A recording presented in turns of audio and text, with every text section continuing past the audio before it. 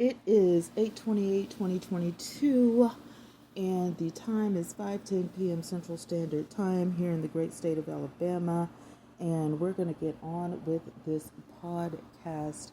If you heard a pause, forgive me. I was waiting on my screen to tell me it was okay to go, so we're ready to go.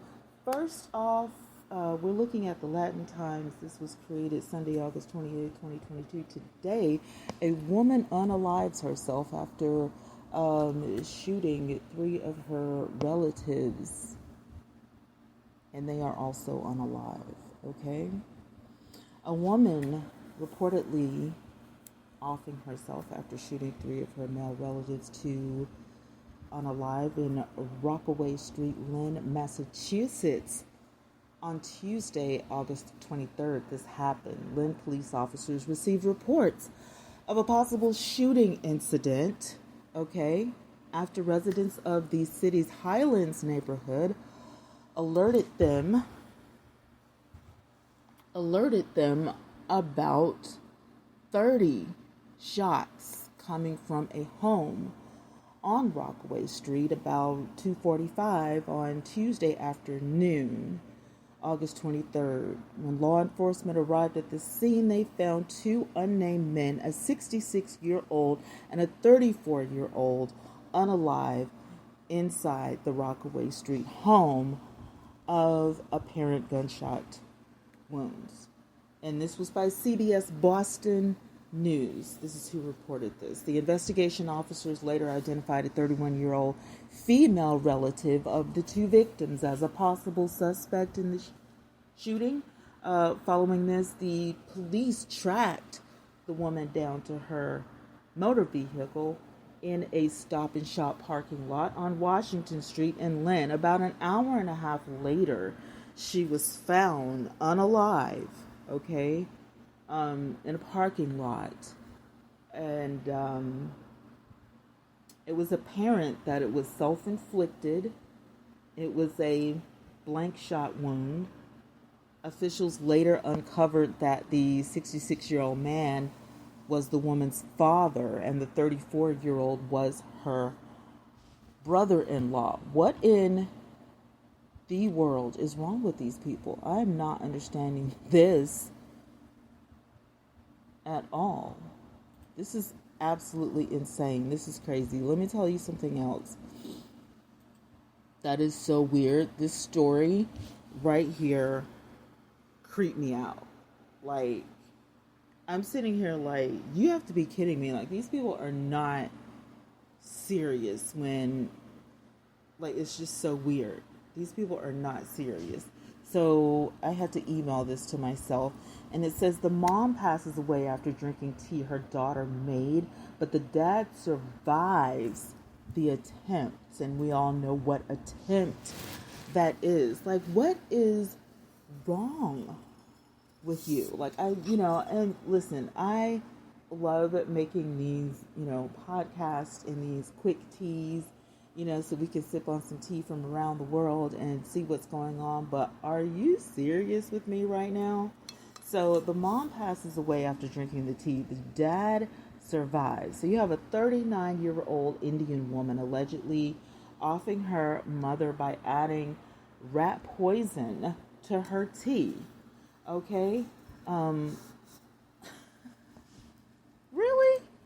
Really?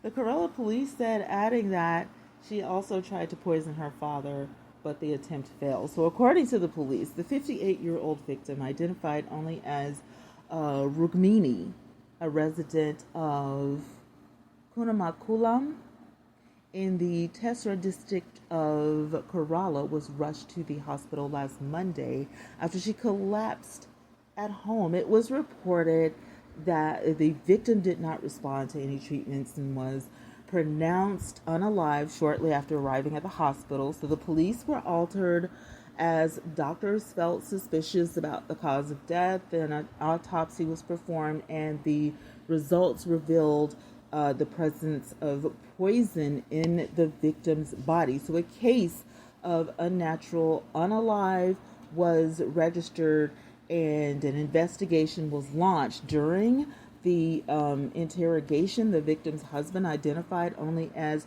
Chandran, told the police that his wife collapsed after drinking a cup of tea given by their daughter, reports said. He said, let me see. He said that he didn't drink the tea as he felt the taste was unusual. So apparently he tasted it, or maybe his wife said it tasted funny, but he said he didn't drink the tea because the taste was unusual. But Chandran also told the investigators that he suspected their daughter had some role in the unaliving of his wife. So during further investigation, police examined the daughter's browsing history and found out that she had searched about how to poison people. What is wrong with you? So the suspect was, she confessed, and it's ice. It's the ice water. I love it. And you'll hear me drinking throughout the podcast because I get dry and I have to have my water. I don't know. Maybe it's old age. I'm 51, so that's it is what it is, right? I found this on Newsbreak. So the jail staff taking a pregnant inmate in distress to the hospital allegedly stopped for Starbucks. The baby passed away after birth. Now a settlement is approved. Really? So you're telling me that your need for Starbucks was so overpowering that this woman is in labor. She's in labor. Like, she's having a child. And you stop for Starbucks. Do you know what that entails? Stopping for Starbucks is like, ooh, there's the Starbucks. So we pull over, we get in line, we wait in line for the, for the traffic to pass so we can get to the thing to take our order. The order has, been played. We're, trying to decide what we want to drink, and then we get the drinks, we get the order, and then we have to still wait in line to get to the window. We get to the window, and then we have to grab our drinks and pay for our, Starbucks and do the whole thank you, can I get some napkins, blah, blah, blah. And then, you lead, head out, with the rest of the flow of traffic or whatever. That could take a while depending on how long the Starbucks line is. And you're telling me that your need for Starbucks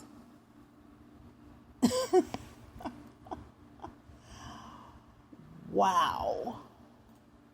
Your need for Starbucks just totally took over. And this is in California, excuse me. This is a former California inmate.